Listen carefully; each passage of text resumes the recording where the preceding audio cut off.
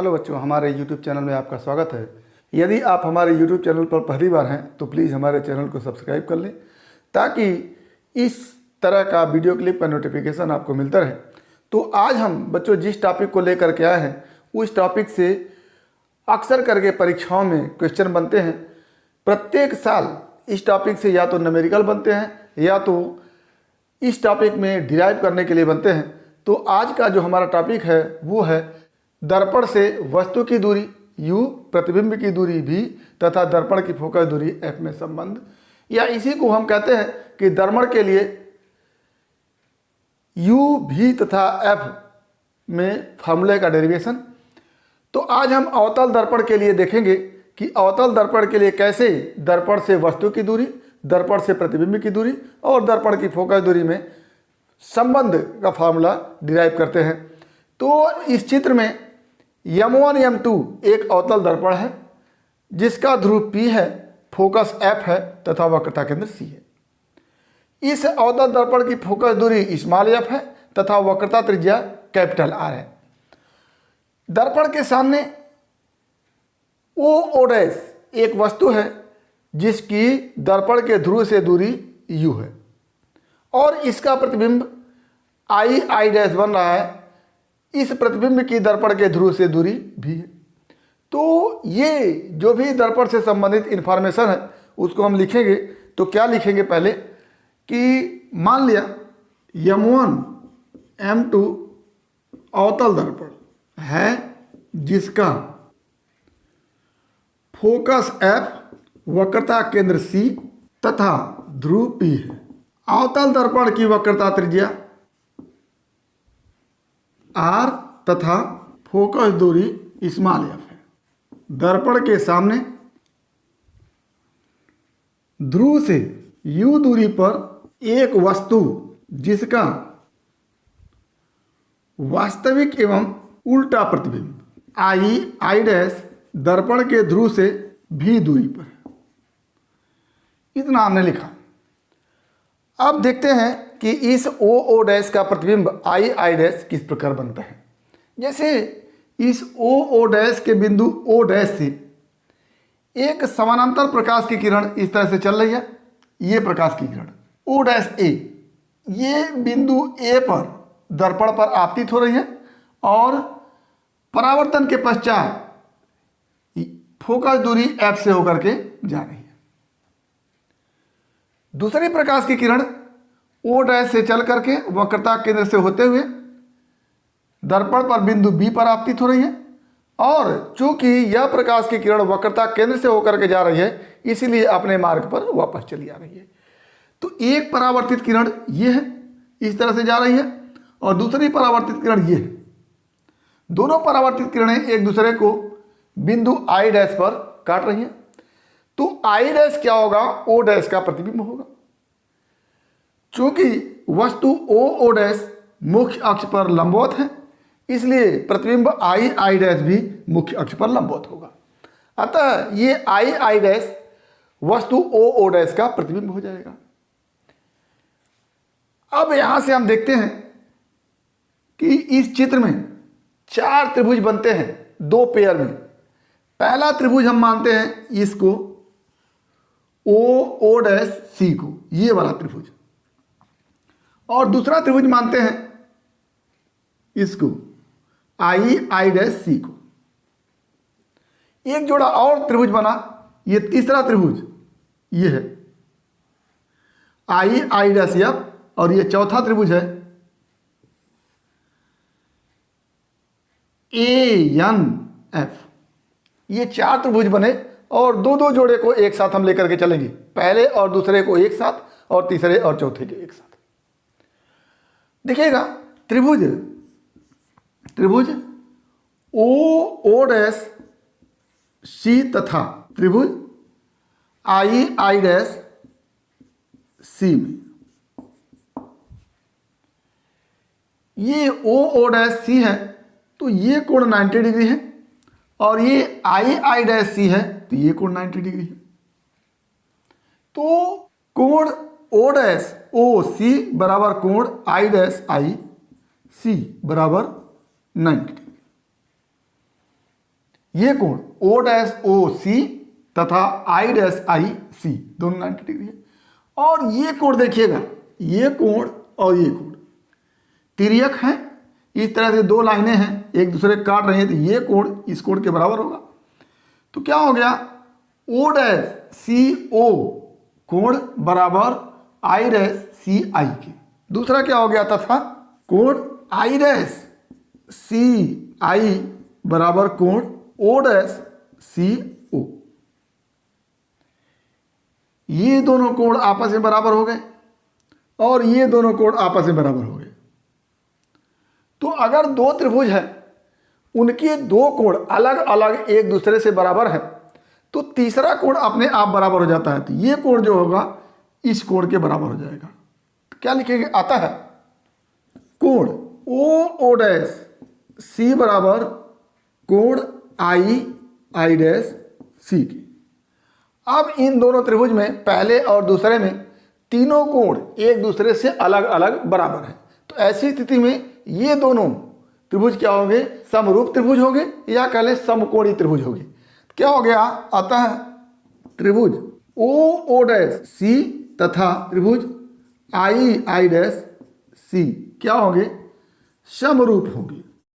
और जब दो त्रिभुज समरूप होते हैं तो ऐसी स्थिति में संगत भुजाओं का अनुपात बराबर होता है। संगत भुजा का मतलब ये इस त्रिभुज का लंब बटा इस त्रिभुज का लंब बराबर इस त्रिभुज का आधार बटे इस त्रिभुज का आधार। क्या अतः क्या लिखेंगे, O dash upon I dash, O dash upon I dash दोनों का लंब है, बराबर क्या हो जाएगा, बड़े वाले का लंब लिए तो बड़े वाले का आधार लेते हैं, ओ सी अपान आई सी ये हो गया। इसको हम पहला इक्वेशन लेते हैं, ये पहला इक्वेशन। अब हम दूसरे जोड़े को लेते हैं, तीसरा और चौथा त्रिभुज। तो क्या लेंगे, त्रिभुज आई एफ आई डैश तथा त्रिभुज ए एन एफ में क्या होगा, ये देखिएगा, ये कोण इस ए से इस मुख्य अक्ष पर लंब डाला गया है, तो ये कोण 90 डिग्री हो जाएगा। तो क्या हो गया, कोण ए एन एफ बराबर कोण, अब ये देखिएगा, ये आई डैश प्रतिबिंब है जो मुख्य अक्ष पर लंबवत है। तो ऐसी स्थिति में ये कोण एफ आई डैश बराबर 90 डिग्री होगा। तो एफ आई डैश ये भी 90 डिग्री हो गया। तो दोनों बराबर हैं और दोनों किसके बराबर, 90 डिग्री के बराबर है। अब दूसरे कोण को देखते हैं, ये कोण देखिएगा ए एफ एन और कोण आई एफ आई डैश, ये दोनों कोण तिर्यक कोण हो तो दोनों बराबर हो जाएंगे, तथा कोण आई एफ आई डैश बराबर कोण ए एफ एन ये हो गया। अब फिर इन दोनों त्रिभुज में ये कोण इसके बराबर है और ये कोण इसके बराबर है, तो तीसरा कोण अपने आप बराबर हो जाएगा। तो क्या हो गया, अतः कोण F I dash I equal to कोण एन ए एफ के। अब इन दोनों त्रिभुज में भी तीनों कोण अलग अलग एक दूसरे के बराबर हैं, तो ऐसी स्थिति में ये दोनों त्रिभुज क्या हो जाएंगे, समकोणीय हो जाएंगे या कह लें समरूप हो जाएंगे। अतः त्रिभुज आई एफ आई डैश तथा त्रिभुज ए एन एफ समरूप होंगे। अगर समरूप हैं तो फिर वही एक त्रिभुज का लंब बटे दूसरे त्रिभुज का लंब बराबर एक त्रिभुज का आधार बटे दूसरे त्रिभुज का आधार। क्या हो जाएगा, अतः क्या हो जाएगा, ए एन बटा आई डैश बराबर एफ एन बटा आई एफ ये। अब थोड़ा सा यहाँ पर देखिएगा, जितना ए एन है उतना ही क्या है, ओ ओ डैश है, तो ए एन की जगह हम ओ ओ डैश लिख सकते हैं। तो क्या लिख देंगे, since A N is equal to O O dash, therefore क्या हो जाएगा, ए एन की जगह हम ओ ओ डैश लिख सकते हैं बटा आई आई डैश बराबर एफ एन बटा आई एफ। ये हो गया, ये इक्वेशन हम 2 कह लेते हैं। अब यहां से इक्वेशन 1 को देखिएगा, इक्वेशन 2 को देखिएगा, लेफ्ट हैंड साइड दोनों के बराबर है। इक्वेशन 1 ये है, इक्वेशन 2 ये है, दोनों के ये लेफ्ट हैंड साइड ये और ये बराबर है, तो राइट हैंड साइड क्या होंगे, बराबर होंगे। तो क्या हो जाएगा, फ्रॉम इक्वेशन 1 एंड 2 क्या हो जाएगा, लेफ्ट हैंड साइड बराबर है तो राइट हैंड साइड बराबर हो जाएगा। तो ओ सी अपान आई सी, ओ सी अपान आई सी इक्वल टू यहाँ से F N upon I F, F N upon I F, ये हो गया। अब यहाँ पर देखिएगा ओ सी, ये ओ है और ये सी है, ओ सी, ओ सी को आप क्या लिख सकते हैं, O P minus P C. OP यहां से लेकर के यहां तक ओपी है, इसमें से ये पीसी माइनस कर देंगे तो ओसी बच जाएगा। तो ओसी को हम लिख सकते हैं ओपी माइनस पीसी अपान ओपी माइनस पीसी अपान क्या हो जाएगा, आईसी। आईसी ये है यहां से यहां तक, आईसी को क्या लिख सकते हैं आप, पीसी माइनस आईपी। क्या लिख देंगे, PC minus IP is equal to, अब एफ एन को लिखते हैं हम, ये एफ है ये एन है, तो अभी एफ एन को इसे रहने देते हैं, एफ एन बटा आई एफ, आई एफ, और आई एफ को क्या लिखते हैं, ये इतना आई एफ है, तो आई पी में से एफ पी को माइनस कर देते हैं, ये पूरा आई पी है, इसमें से एफ पी को माइनस कर देंगे तो क्या बच जाएगा, आई एफ बच जाएगा। तो आई P minus I P minus F P, I P minus F P, ये हो गया। अब थोड़ा सा आगे बढ़िएगा, यदि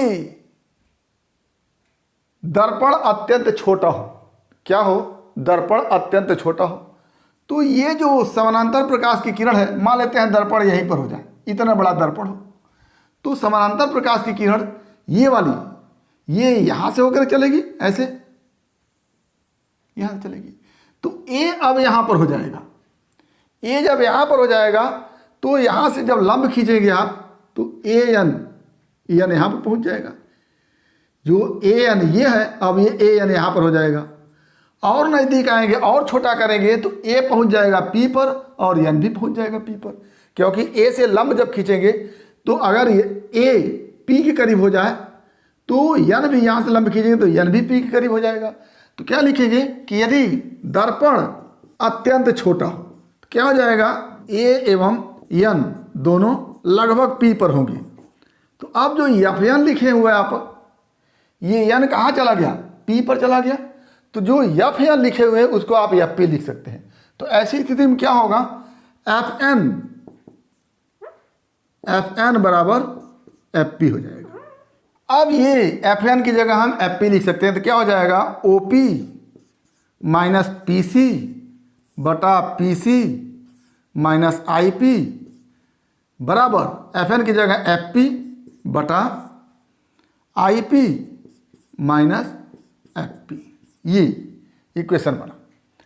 अब इस अवतल दर्पण के सामने इधर की दूरी को हमेशा माइनस में नापते हैं, तो जो इधर दूरियां हैं सब माइनस में होगी, और सब दूरी को आप देख रहे हैं जितना भी दूरी है इधर है, इधर हम एक भी दूरी को नहीं लिए हैं, तो सारी दूरियां क्या होगी, माइनस में होगी।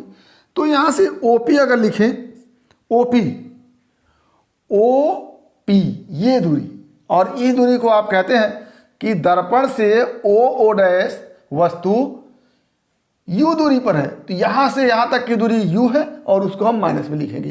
क्या हो जाएगा, माइनस U माइनस PC, ये P है और ये सी है। ये क्या है? ध्रुव से वक्रता केंद्र के बीच की दूरी है। ध्रुव से वक्रता केंद्र की दूरी है और इसको हम वक्रता त्रिज्या कहते हैं, जिसको आर से लिखेंगे। तो क्या हो जाएगा? माइनस आर, क्योंकि ये वक्रता त्रिज्या भी ऋणात्मक लेंगे, बटा पीसी, यही फिर पीसी है तो पीसी को आप क्या लिखेंगे? माइनस आर लिख देंगे और माइनस आईपी। आईपी को देखिए, ये आई है और ये पी है, तो ये दूरी क्या है? इस प्रतिबिंब की दर्पण से दूरी है, जिसको आप भी लिखेंगे। क्या हो जाएगा? माइनस भी। माइनस पहले से है और भी को माइनस में लिखेंगे तो माइनस भी हो जाएगा। अगला एफ पी, फिर वही एफ पी आ गया, तो ये एफ पी फिर क्या है? माइनस एफ के रूप में होगा, माइनस एफ बटा आई पी। आई पी जो यहाँ पर था क्या हो गया? माइनस भी, और माइनस एफ पी, ये क्या हो जाएगा? Minus F. ये एफ पी क्या होगा? माइनस एफ हो गया। अब इसको थोड़ा सा हम देखते हैं तो क्या हो जाएगा? Minus U plus R upon minus R plus V is equal to minus F minus V plus F. अब चूंकि हम जानते हैं कि फोकस दूरी f is equal to R by 2 होता है, तो यहाँ से r की जगह हम क्या लिख देंगे? ट्वाइस f लिख देंगे, क्योंकि हमको दर्पण से वस्तु की दूरी u, प्रतिबिंब की दूरी v तथा फोकस दूरी f में संबंध देखना है। तो r हमारे फार्मूले में कहीं नहीं आने वाला है, तो r की जगह हम ट्वाइस f रिप्लेस करेंगे। तो क्या हो जाएगा यहाँ से?